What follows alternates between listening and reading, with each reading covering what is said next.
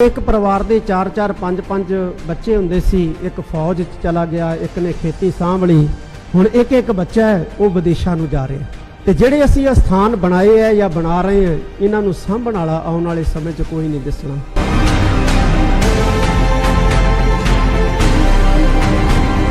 पंजाब के अंदर naxalite movement सी, वो खत्म हुई। बहुत सारे नक्सलाइट साडियां विद्यक संस्थावां च वड़े। सानूं ये गल मननी पएगी। और जिन्ना नुकसान साडा इन्हां लोकां ने कर दिता, पहलों कदे इन्ना नुकसान मुगल भी नहीं सी कर सके।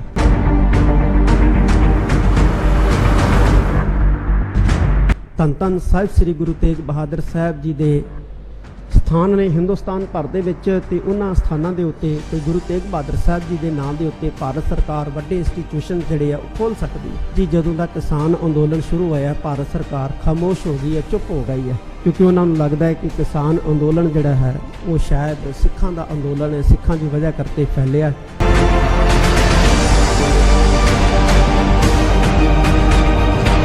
साडे धर्म दे उत्ते बहुत सारे किंतु परंतु हो रहे हैं।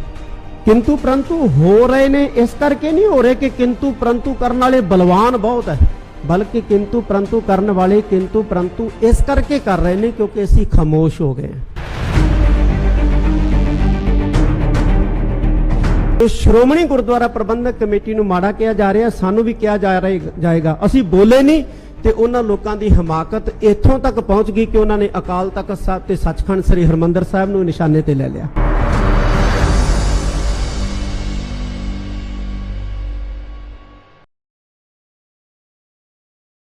बहुत ही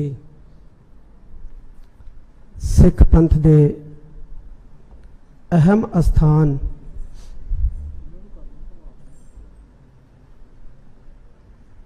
जथेदार तेजा सिंह जी समुंदरी हाल विखे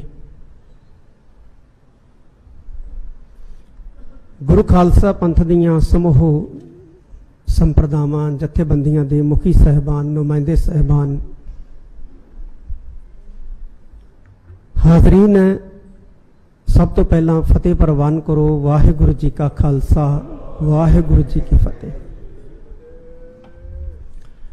श्री गुरु तेग बहादुर साहब सच्चे पातशाह जी का 400 साला प्रकाश पुरब समुचा गुरु खालसा पंथ श्री अमृतसर साहब की पावन धरती के उत्ते मना रहे हैं।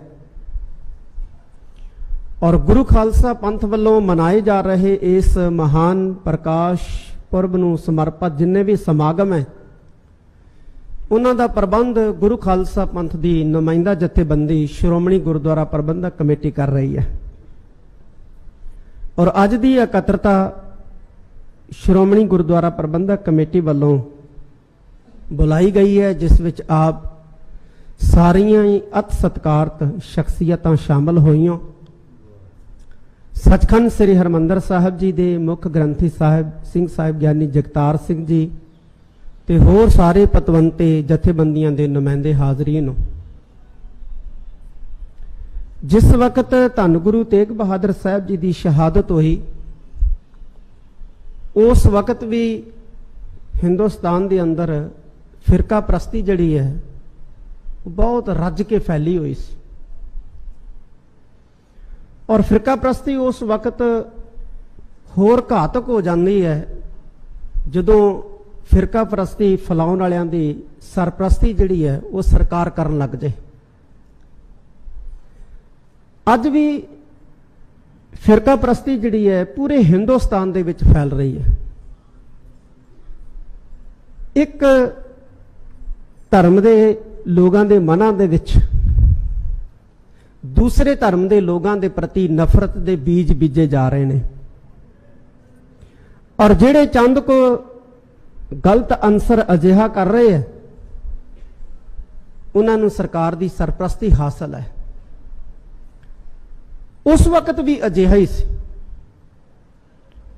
उस वक्त हिंदुओं के प्रति नफरत पैदा की जा रही सी ते जो लोग हिंदुओं के प्रति नफरत पैदा कर रहे थे उन्होंने मुगल सरकार की सरप्रस्ती से अज मुसलमाना सिखां दलितों के प्रति जिहड़ा नफरत पैदा की जा रही है। और अज भी नफरत फैलाउण वालियां नूं सरकारी सरप्रस्ती जिहड़ी है वो हासिल है। ये चिंता का विषय है। धन गुरु तेग बहादुर साहब जी ने धार्मिक असहनशीलता जिहड़ी उस वक्त फैल रही सी फिरका प्रस्ती कारण उन्होंने रोकण वास्ते अपनी कुर्बानी की सी।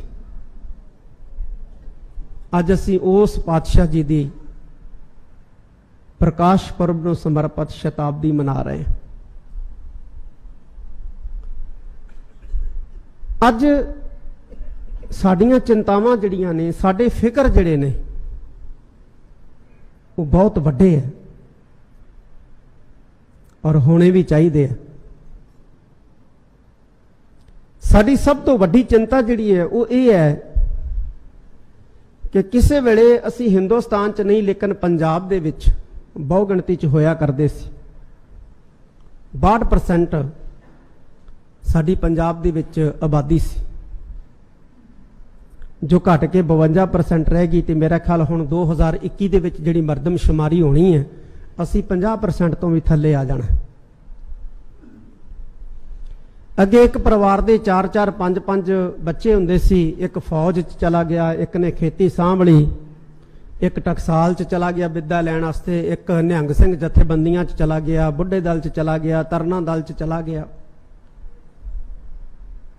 हुण एक एक बच्चा है वो विदेशों नूं जा रहा है। तो जिहड़े असीं स्थान बनाए है या बना रहे हैं इन्हां नूं सांभण वाला आउण वाले समय च कोई नहीं दिसना। वड्डे वड्डे गुरुद्वारा साहिबान दे नाल लगियां प्रॉपर्टियां इन्हां नूं कौन संभालेगा? ये वड्डी चिंता है साडे वास्ते। मैं 2-3 साल पहला बहुत गया जिथे महात्मा बुद्ध नूं ज्ञान मिलिया, उत्थे गया। जिस दरखत के थले महात्मा बुद्ध नूं ज्ञान होया है, बोधियां दा बहुत वड्डा स्थान है। मैं देखा कि उस बौद्ध मंदिर के कंपलैक्स दे विच एक पंडित जिहड़ा है वो पिंड भरा रहा सी। छोटे छोटे आटे दे गोल गोल बना के गोलियां जी। एक कंबोडिया तो सी, शायद इंडोनेशिया तो सी, बोधी सी। मैं उन्होंने कहा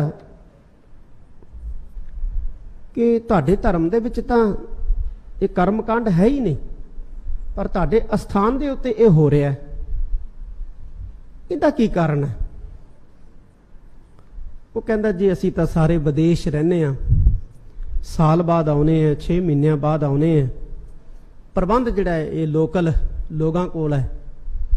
तो लोकल लोगों कोल जो प्रबंध है साडे इस मंदिर का, साडे इस स्थान का, वो जो मर्जी करन जी, असीं किवें रोक सकते हैं? की कर सकते हैं?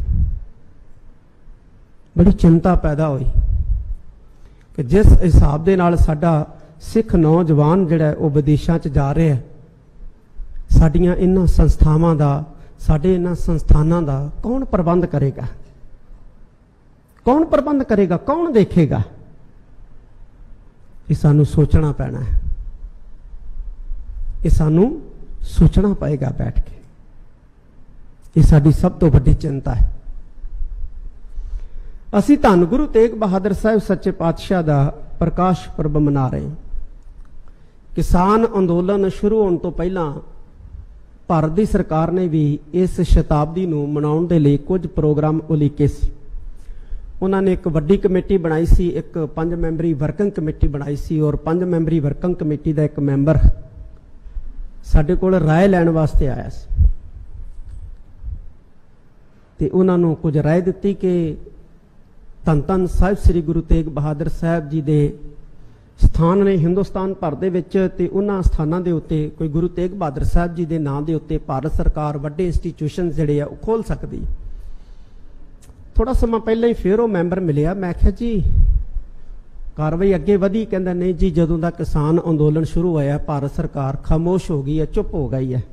मतलब कि उन्हें शताब्दी मनाउण दा जिहड़ा सी प्रोग्राम कैंसल कर दिता है, वो नहीं मनाएगी, क्योंकि उन्होंने लगता है कि किसान अंदोलन जिहड़ा है वो शायद सिखां दा अंदोलन है, सिखां दी वजह करके फैलिया।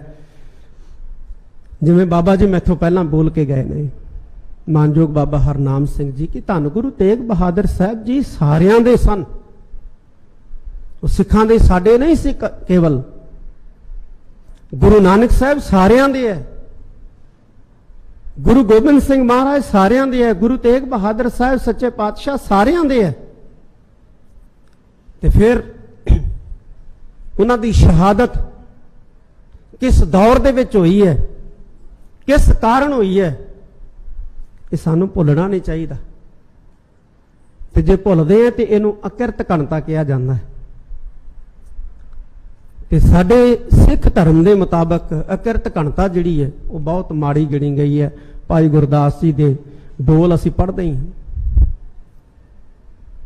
कि सब तो भारा जिहड़ा है वो अकिरत घन हुंदा धरती दे उत्ते, सब तो भारा, पहाड़ां तो भी भारा, धरती तो भी भारा, जंगलों तो भी भारा अकिरत घन हुंदा है। मैं पंथ दीयां नामावर संप्रदावां ने, संस्थावां बैठियां ने, बस इहो ही अपील करदा कि आपां सिर जोड़ के बैठना शुरू करिए। जिवें बाबा जी ने भी कहा, होर बहुत सारे बुलारियां ने कहा कि साडे धर्म दे उत्ते बहुत सारे किंतु परंतु हो रहे हैं। किंतु परंतु हो रहे ने इस करके नहीं हो रहे कि किंतु परंतु करने वाले बलवान बहुत है, तकड़े बहुत है, बल्कि किंतु परंतु करने वाले किंतु परंतु इस करके कर रहे हैं क्योंकि असी खामोश हो गए हैं। बोले कोई नहीं, बोले कोई नहीं, बोलते ही नहीं। असी पहला एक संप्रदा नूं निशाना बनाया, असी सारे चुप, फिर दूजी नूं बना लिया, असी सारे चुप, फिर तीजी नूं बनाया, सारे चुप, चौथी नूं बनाया, सारे चुप, पंजवीं नूं बना लिया, फिर सारे चुप। असी सोचिया ही नहीं, जदों एक संप्रदा नूं, पहली संप्रदा नूं निशाना बनाया सी, उस वक्त ही सानू जिहड़ा ये सोच लेना चाहिए सी कि पारोसी के जो हुआ तू अपने पी जान। अज जे कारसे वालियां नूं माड़ा कहा जा रहा, सानू भी कहा जाएगा। जे निहंगा सिंघां नूं माड़ा कहा जा रहा, सानू कहा जाएगा। जे दमदमी टकसाल नूं माड़ा कहा जा रहा, सानू कहा जाएगा। जे श्रोमणी गुरुद्वारा प्रबंधक कमेटी नूं माड़ा कहा जा रहा, सानू भी कहा जाएगा। असी बोले नहीं ते उन्हां लोकां दी हमाकत इत्थों तक पहुंच गई कि उन्होंने अकाल तख्त साहब ते सचखंड श्री हरमंदर साहब नूं निशाने ते ले लिया। असी फिर भी चुप, फिर भी खामोश हो गए। किड्डी कमाल दी गल है। पहला संस्थावां नूं लिया जो साडे पुरखियां ने, महापुरखां ने बनाईयां, तैयार कीतियां, फिर साडे सब तो महान ते पावन अस्थान सचखंड श्री हरमंदर साहब नूं निशाने ते लै लिया। असी फिर भी खामोश हो गए। पंजाब दे अंदर नक्सलाइट मूवमेंट सी, वो खत्म हुई। बहुत सारे नक्सलाइट साडियां विद्यक संस्थावां च वड़े, सानू ये गल मननी पएगी। साडियां धार्मिक संस्थावां च वड़े, सानू ये गल मननी पएगी। और जिन्ना नुकसान साडा, साडे इतिहास दा, साडियां परंपरावां दा इन्हां लोकां ने कर दिता, पहलों कदे इन्ना नुकसान मुगल भी नहीं सी कर सके। बहुत नुकसान कर दिता इन्होंने। सानू जागना पएगा, सानू सोचना पएगा। असी धन गुरु तेग बहादुर साहब जी का 400 साला प्रकाश पुरब शताब्दी के रूप दे विच मनाउण जा रहे हैं। मैं एक अपील करूँगा, जिवें बाबा जी दस के गए ने कि 4 दिन समागम चलने ने। ये समागम श्रोमणी गुरुद्वारा प्रबंधक कमेटी दे नहीं ने, ये गुरु खालसा पंथ दे समागम ने। श्रोमणी गुरुद्वारा प्रबंधक कमेटी सिर्फ प्रबंध कर रही है इन्हां समागमां दा। इस करके हर संप्रदा, हर जथेबंदी बिना किसी सोच विचार दे इन्हां समागमां दे विच शमूलियत करे। और श्रोमणी गुरुद्वारा प्रबंधक कमेटी हर संप्रदा, हर जथेबंदी का मन का मान करे, सत्कार करे, जो भी उत्थे हाजिर होएगी। ते दूसरा, श्रोमणी गुरुद्वारा प्रबंधक कमेटी ने जिवें बहुत सारे प्रोग्राम उलीके ने, सारा साल ही चलने ने। असी ये शताब्दी 1 दिन, 2 दिन, 3 दिन मना के चुप नहीं कर जाना, सारा साल ये शताब्दी मनाउणी है। असी भी सारियां संप्रदावां, सारियां जथेबंदियां अपने अपने पद्धर दे उत्ते समागम करिए। कोई सैमीनार करवावे, जिवें चीफ खालसा दीवान के नुमाइंदे बैठे ने, कोई सैमीनार करवाए, कोई वैबीनार करवाए, कोई गुरमत समागम करवाए, कोई स्कूली बच्चों के मुकाबले करवाए। श्रोमणी गुरुद्वारा प्रबंधक कमेटी तो अपने पद्धर ते करेगी ये सारे प्रोग्राम, लेकिन असी भी सारे अपना फर्ज समझते हाँ ये जिहड़े समागम है ना अपने अपने पद्धर के उत्ते भावें वड्डे करिए भावें छोटे करिए। जिन्नियां निहंग सिंह जथेबंदियां बैठियां ने, कार सेवा वाले महापुरख बैठे है, नानकसर वाले संप्रदा के महापुरख बैठे है, सारे असी अपने अपने पद्धर के उत्ते भी धन गुरु तेग बहादुर साहब सच्चे पातशाह की विचारधारा का सुनेहा दुनिया भर दे विच पहुंचाउण दा यतन करिए। और जदों भी पंथ आवाज मारे उस वक्त कट्ठे होया करिए, जरूर कट्ठे हो जा करिए। जदों संकट का समा आउंदा है ना, ते कई जानवरां च पंछियां च खूबियां ने कि वो कट्ठे हो जाते हैं। जिस किस्म के आने वाले समय च हालात जिहड़े आ बन रहे हैं ना, जिस किस्म के बदल जिहड़े आ मंडरा रहे हैं, खतरे दीयां घंटियां वज रही ने, ऐसे माहौल दे विच साडा इकट्ठियां होना, छोटे छोटे मतभेद भुला के बहुत जरूरी है, बहुत लाजमी है। अंत दे विच मैं श्रोमणी गुरुद्वारा प्रबंधक कमेटी का उन्होंने सत्कारयोग मैंबर साहबान हाज़र ने, चीफ सैकटरी हाज़र ने, मैं तय दिलों धन्नवाद करदा कि उन्होंने पंथ नूं आवाज़ मारी है। खालसा पंथ के इस शानमते विहड़े के अंदर, और खालसा पंथ अपने विहड़े दे विच एक पंथ का विहड़ा है। ये तेजा सिंह समुंदरी हाल ये पार्लीमेंट है सिखां ने विहड़ा पंथ का, और अज पंथ इस विहड़े दे विच इकट्ठा होया है। मैं सब का ही बहुत बहुत धन्नवाद करदा, जिन्ने भी आए हो कि नाम लैन लगे समा बहुत हो जाएगा, सारे ही मेरे लिए सत्कारयोग है। सब का ही तहे दिलों शुक्रिया, बहुत बहुत धन्यवाद। वाहिगुरू जी का खालसा, वाहिगुरू जी